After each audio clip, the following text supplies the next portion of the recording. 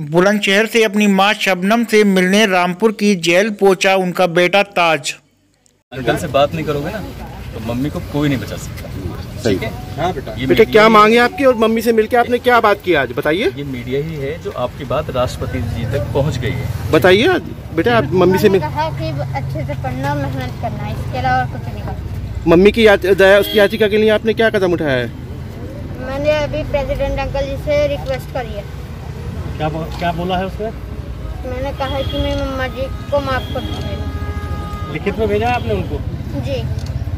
अब मम्मी ने आपसे क्या बात हुई? आपकी जेल में कुछ और बात हुई मम्मी से? जी नहीं। अच्छा बेटा आज आपकी माँ से कितनी देर मुलाकात हुई बेटा? आप अपनी मम्मी के लिए क्या चाहते हो बेटा? क्यों नहीं फांसी ना हो। आपकी मम्मी ने क्या कहा अपनी माँ से? मैंने टाइम देना ही नहीं। मम्मी ने क्या कहा आपकी? मम्मा ने यही कहा कि अच्छे से पढ़ना। बेटे तुमने अपील की थी राष्ट्रपति महोदय से, क्या बोला है तुमने अपील में? मैंने उनसे कहा है कि मेरी मम्मा जी को फांसी ना दी जाए। ताज मेरे साथ लगभग 5 साल 6 महीने से लगभग ज़्यादा हो गए हैं और इन 5 सालों में आज पहली बार मैंने शबनम से पूछा कि तुम्हें एक जो सज़ा मिली है उसकी फांसी होने वाली है, ऐसा मैंने अखबारों में पढ़ा है, टीवी पे देखा है। तो ये तुमने जो गुनाह किया है क्या ये सचमुच तुमने ही किया है या किसने किया है? तो शबनम ने कहा मैंने ऐसा कोई गुनाह ही नहीं किया है, यहाँ मुझे फंसाया गया है। और कोर्ट में भी वो पहले भी सीबीआई जांच की मांग करती रही है लेकिन शायद उसकी बात सुनी ही नहीं गई। या तो इतनी बड़ी न्याय व्यवस्था पर सवाल उठना ये बहुत बड़ी बात है अपने आप में।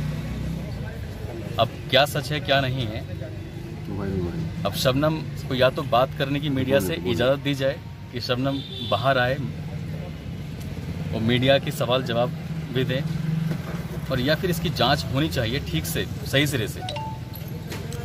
उस्मान भाई अब उसके ऊपर फांसी की सजा तय हो गई है और लगभग उसको याचिका भी खारिज हो गई है। अब ये बच्चे का सवाल है तो इसकी बच्चे की परवरिश को लेकर आगे इसकी जिंदगी किस तरह से होगी? आपने उसको अडॉप्ट किया हुआ है। ताज बुलंदशहर के एक अच्छे स्कूल में पढ़ रहे हैं और जो भी एक बेहतर एजुकेशन ले सकते हैं हम उसकी हर एक सबसे छोटी से छोटी और बड़ी से बड़ी चीज़ का ख्याल रखते हैं। जब मैं शबनम से फर्स्ट टाइम मिला था तब मैंने यही सवाल उनसे पहली बार किया था कि आपने अपने घर वालों को क्यों मारा? तो शबनम ने मुझसे कहा था कि मुझे आपसे बात ही नहीं करनी, और बात ही नहीं की। जब बात नहीं की तो फिर मैंने कहा वो सवाल दोहराने से फिर क्या फ़ायदा।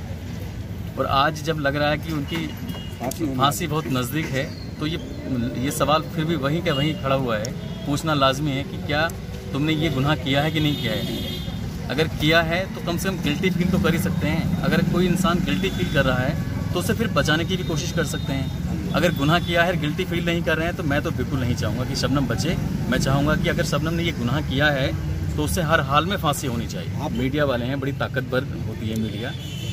आप गवर्नमेंट के थ्रू, आप जेल प्रशासन के थ्रू कहिए ना इनसे कि शबनम को सामने लाएं, एक बार कम से कम बातचीत हो जाए आपके आमने सामने।